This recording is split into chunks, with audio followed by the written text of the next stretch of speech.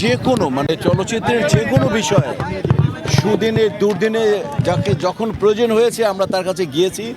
উনি তার সমস্ত সামর্থ্য নিয়ে আমাদের সামনে দাঁড়িয়ে গেছেন এবং উনি সবসময় একটা কথা বলতেন, আমি শিল্পী, আমি ভালোবাসা জগতের মানুষ, আমি ভালোবাসা চাই। উনি কখনো কোনো জায়গায় ভেদাভেদ চাইতেন না। উনি মানুষকে ভালোবাসতেন এবং বিনম্র শ্রদ্ধার সাথে উনি জাতির পিতা বঙ্গবন্ধু শেখ মুজিবুর রহমানকে তার আদর্শ লালন করতেন এবং এই জন্যই উনি বারবার আমাদেরকে বলতেন যে বঙ্গবন্ধু যেভাবে ভালোবেসে গেছেন আমরা অভিনেতা যারা তারাও সেবা করি এবং আমরা সবাইকে খালি ভালোবাসবো।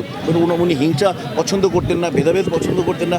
আপনি সর্বত্রই দেখবেন যে তার সমস্ত জায়গায় তার যেখানে তিনি গেছেন, যে আলোকিত হয়েছেন, উনি ওনার সমৃদ্ধি তার উন্নত চেতনা দিয়ে উনি হয়েছে মানে সবসময় আলোকিত হয়েছেন। আর একটা কথা বলতে চাই যে আমি তার প্রতিবেশী উত্তরায়, আমি ওনাকে এমনি করে পীর সাহেব বলতাম, মন থেকে পীর সাহেব বলতাম। তো সেই জায়গায় উনি যেমন মানুষকে ভালোবাসতেন, আমার মনে হয় তাকে তার শত্রু যদি তার বাসায় গেছে বা তার গেছে, উনি কোনোদিন শত্রুর সাথে খারাপ ব্যবহার করেননি।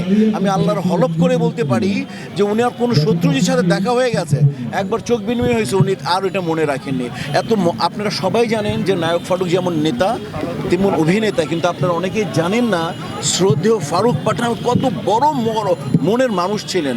আমি তার সাথে খুব ঘনিষ্ঠভাবে মিশছি, খুব ঘনিষ্ঠভাবে প্রতি সিঙ্গাপুর যাওয়া আসা, তার প্রতিবেশী হিসাবে মানে বিশ্ব একটা ভালো মানুষকে হারালো, ফিল্ম একটা ভালো ব্যক্তিত্বকে হারালো। আর এর বেশি আমি বলবো যে বিরাট বিরাট বিরাট সবচেয়ে একটা গার্জিয়ানকে হারালো। 1200 হল ওনারা রেখে গিয়েছে।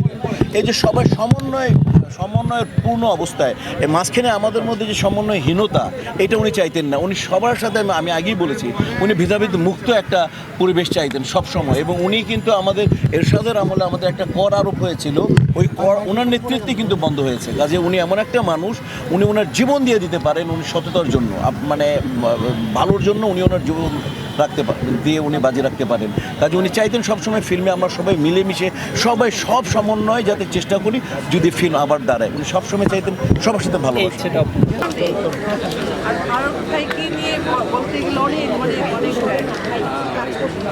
বাংলাদেশ চলচ্চিত্রের এই বদন্তি একজন শিল্পী, অভিনেতা, চলচ্চিত্রের শিল্পীদের একজন গার্জিয়ান।